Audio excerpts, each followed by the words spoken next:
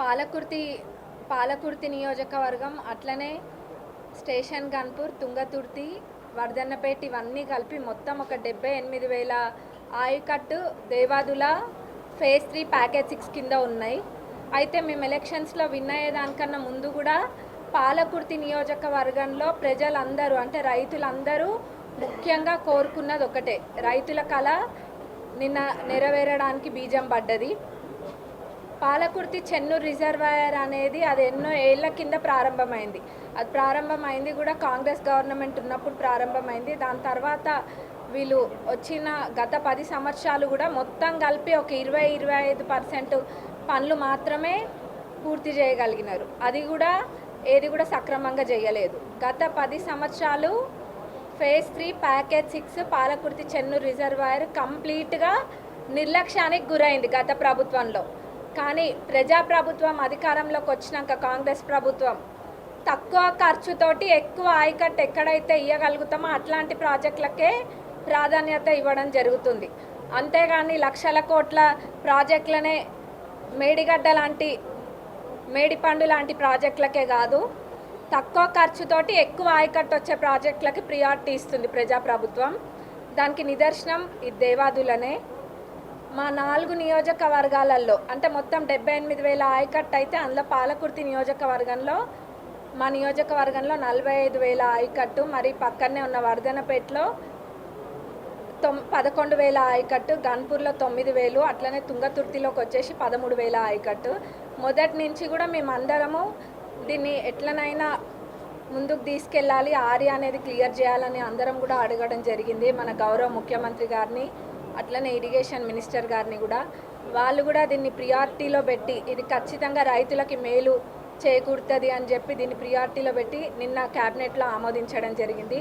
దీన్ని మొత్తం మా 4 నియోజకవర్గాల ప్రజలందరూ కూడా ముఖ్యంగా రైతులందరూ కూడా ఇది ఒక పండగ వాతావరణం అని చెప్పుకోవాలి. ఎందుకంటే వాళ్ళది ఇది ఎప్పటి నుంచో ఉన్న కళ నెరవేరుతుంది.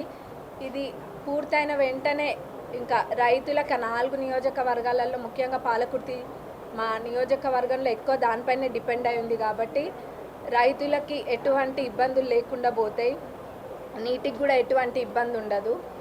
మరి ఇట్లా అడిగిన వెంటనే మరి రైతుల కష్టాలను అర్థం చేసుకొని ఇట్లాంటి వాటికి ప్రాధాన్యతను ఇస్తూ ముందుకెళ్తున్నందుకు మన గౌరవ ముఖ్యమంత్రి గారికి, అట్లనే ఇరిగేషన్ మినిస్టర్ గారికి అందరి తరపున రైతాంగం తరపున ధన్యవాదాలు తెలియజేస్తున్నాము.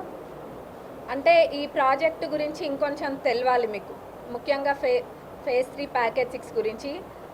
లాస్ట్ అంటే ఎందుకు ఇంత నిర్లక్ష్యానికి గురైంది అంటే, ఇంతమంది రైతులకి మేలు చేయగరే ప్రాజెక్ట్ అయినా కానీ ఇంత నిర్లక్ష్యానికి ఎందుకు లోబడిందంటే, ఏదో ఒకదాని నుంచి ఒకటి మారవాలి అన్న ఉద్దేశంతో ఎన్నో కాంపోనెంట్స్ మిస్ చేసి ఆ ఎస్టిమేట్లో అంటే బ్లాస్టింగ్స్ ఇట్లాంటివన్నీ కూడా డిస్టెన్స్ ఇవన్నీ కూడా మిస్ చేసి వాళ్ళు ఆ ఎస్టిమేట్ అనేది అప్పుడు వేయడం జరిగింది. దాని ద్వారా కాంట్రాక్టర్లకు కూడా ఎంతో ఇబ్బంది కలిగి వాళ్ళు కూడా ఆ రేట్ల ప్రకారంగా చేయలేకపోయింది. ఇప్పుడు అన్నీ కూడా కవర్ అయ్యే విధంగా చేసి ఎస్టిమేట్ క్లియర్ చేసి ఆమోదించడం జరిగింది నిన్న.